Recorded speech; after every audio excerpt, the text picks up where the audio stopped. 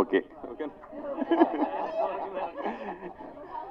అనిల్ గారు, డైరెక్టర్ గారు, ఒక మనిషి చంపటం అనేది దుర్మార్గం, చాలా నేరం. అట్లాంటిది ఒక మనిషిని ఇంకో మనిషి బలి ఇవ్వటం అనేది ఇంకా పెద్ద నేరం. అది చంపటం అనేది నేరం అయితే బలి ఇవ్వటం అనేది ఇంకా పెద్ద నేరం. కానీ మీ టీజర్లో బలి ఇవ్వటం తప్పు కాదు కదా అని ఎందుకు చెప్పారు?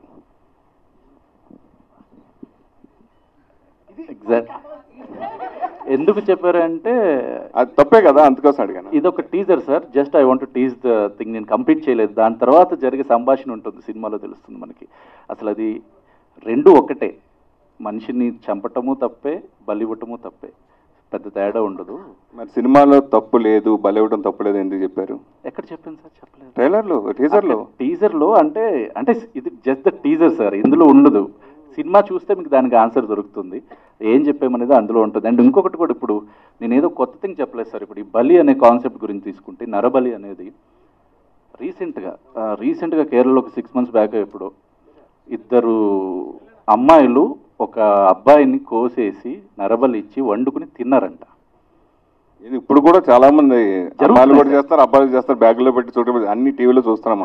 అవన్నీ ఇప్పుడు అవి పర్సనల్గా ఉన్న దాంతో మర్డర్ చేయటం వేరు సార్. ఇప్పుడు ఒక నరబలి కాన్సెప్ట్ మీద, వాళ్ళని చంపితే నాకు లంక బిందులు దొరుకుతాయి, లేకపోతే నాకు ఇక్కడ ఏదో గని దొరుకుతుంది అన్న కాన్సెప్ట్ తోటి చంపటం వేరు సార్.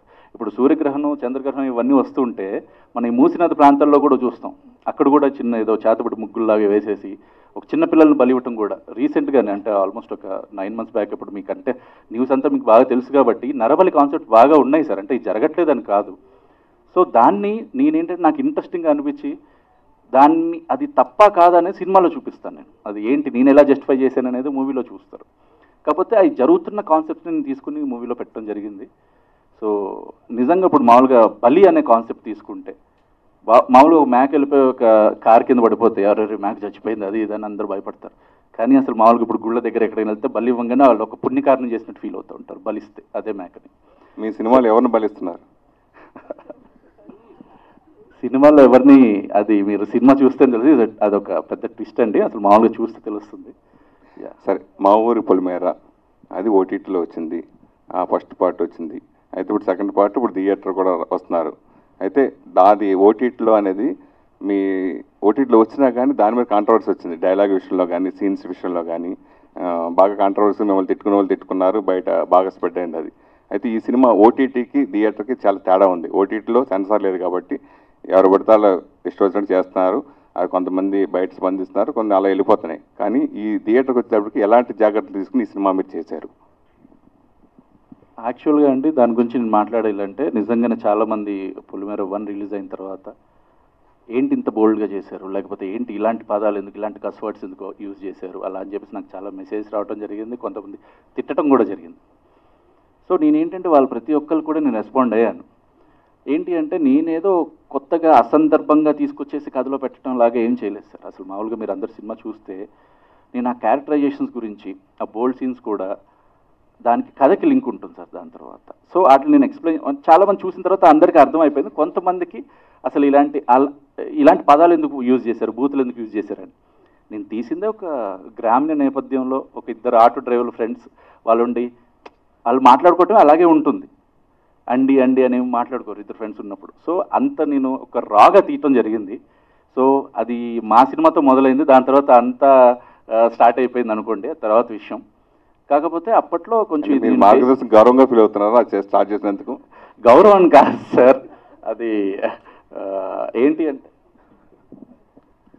అసలు బిగినింగ్లో లాక్డౌన్ వచ్చి 1 year ఆగిపోయినప్పుడు సినిమాలు అసలు థియేటర్లు రిలీజ్ అవుతాయా, లీజ్కి ఇచ్చేస్తారు ఓన్లీ ఓటీటీ అనే పరిస్థితుల్లో కష్టాలు పడుతూ ఒక చిన్న విలేజ్కి వెళ్ళి పర్మిషన్లు తీసుకుని షూటింగ్ చేస్తున్నప్పుడు ఆ సినిమా ఇలా ఉంటే బాగుంటుందని ఎందుకు అనుకున్నామంటే ఏదో స్పెషల్ ఉండాలి.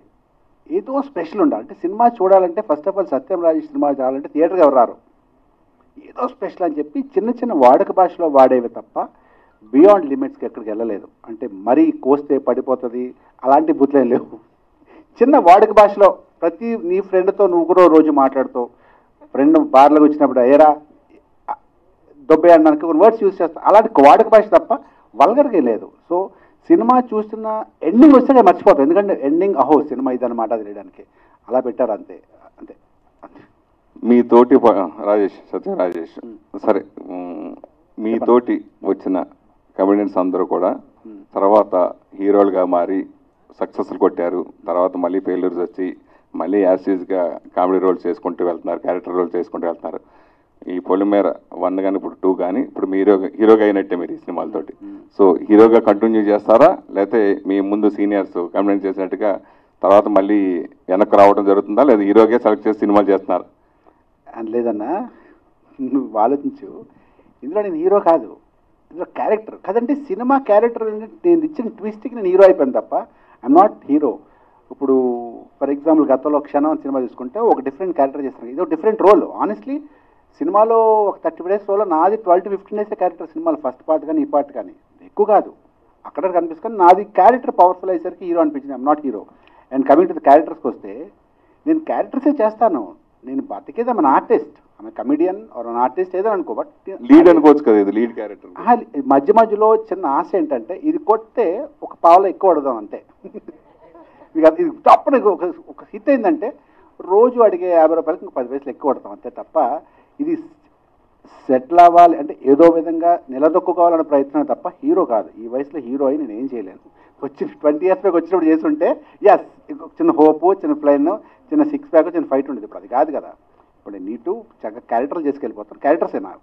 సొంతింటి కళ నిజం చేసుకోవాలనుకునే వాళ్ళకి సువర్ణ అవకాశం. మార్కెట్లోని తక్కువ ధర ఇప్పుడు ఈసీఐఎల్ క్రాస్ రోడ్ పక్కనే 2 మరియు 3 bedroom premium apartment flats. Registration కోసం వెంటనే కాల్ చేయండి. శుభప్రదం ప్రాజెక్ట్స్ 9100007255.